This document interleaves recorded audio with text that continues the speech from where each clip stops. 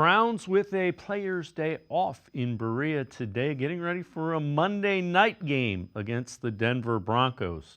Jameis Winston will be the starter for that. Has made 4 starts so far for the Browns, and he's beaten both the Steelers and the Ravens in the same season. First time in a while Browns quarterback has done that. Winston also getting his first chance to start in the NFL in a few years. And he may very well be earning himself a shot to be a starting quarterback next year. Longtime Browns beat reporter Tony Grossi with his opinion about that one. I think the better he plays, the better chance he has of really competing for a starting job elsewhere. And I say elsewhere because his price tag is going to go up. He's not going to give the Browns a quote hometown discount, right? Like he did this year. He didn't have any leverage last year. Nobody wanted him but the Browns. And he hadn't started in, 2 or 3 years. So he may be playing himself out of their price range because of the Deshaun Watson salary cap. Let's welcome in Lance Reisland from the Plain Dealer, cleveland.com. Lance, that's a valid point.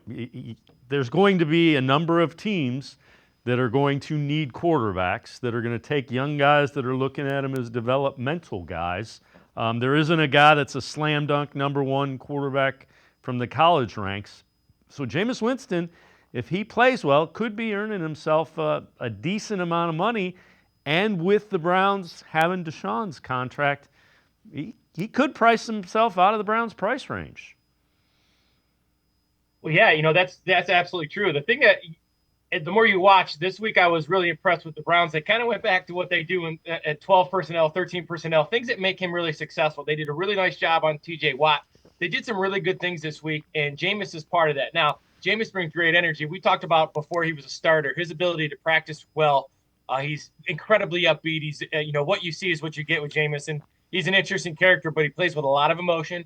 And I've said it since he got here. If he can protect the football, he can make all the throws. He's incredibly intelligent. He reads defenses very well. He almost relies on his arm too much.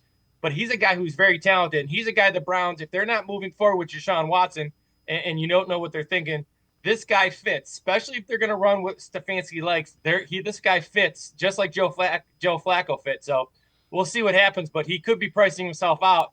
But this is a good fit for what the Browns want to do. Along those lines, this is kind of interesting. This is from PFF.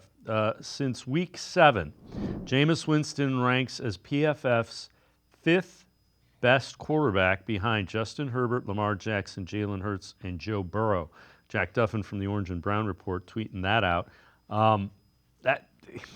Those numbers don't, that's PFF grade, so it's not like it's team sanctioned. Those are independent guys grading the quarterbacks. And you see that, and you kind of scratch your head with, Jameis Winston. Well, when you watch the game, you see a lot of things they do. So first of all, they ran the ball a little bit better. Not great, not like they want to, but they had some effective runs. They had some quality runs. But what I really like what they did is how they set up play action and how they got the ball out of his hands quickly and how they did different things with TJ Watt. They got rid of the ball quickly. They double teamed him. They chipped him. They did a lot. They ran at him. They did play action at him where they showed a run and then had play action off that. So they did a lot of really good things. They set him up for success. The only way that Jameis Winston gets in trouble, in my opinion, is when you drop him back 45 times a game and have him at the same launch point so those elite pass rushers can get to him. They didn't do that. They changed the launch point. They changed the pass protection. I thought Conklin did a great job on Watt. I thought Kevin Stefanski and Dorsey did a great job of game planning. And again, when you're game planning for the team and not necessarily for a player, and that's what Deshaun Watson is. When he came here, I know he hasn't played well, but he's been elite. And I appreciate Kevin Stefanski trying to design his offense around a guy who comes in as elite. He hasn't played that way. So he's had to go back to what he does very successfully, and you're seeing the end result. You're getting a guy who's taking what they give him, taking his checkdowns, and if Jameis Winston can protect the football, he's a starting quarterback in the NFL. There's no question about it. Yeah, and we've kind of talked around it. When he gets into trouble is when he believes too much in that arm, and he's got plenty of. I mean, his arm talent is probably still as good as there is, and it gets him into trouble sometimes.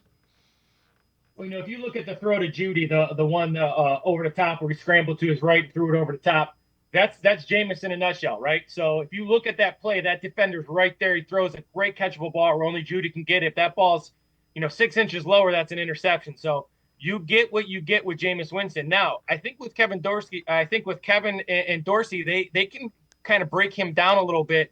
And you saw him check the ball down a little bit better this week.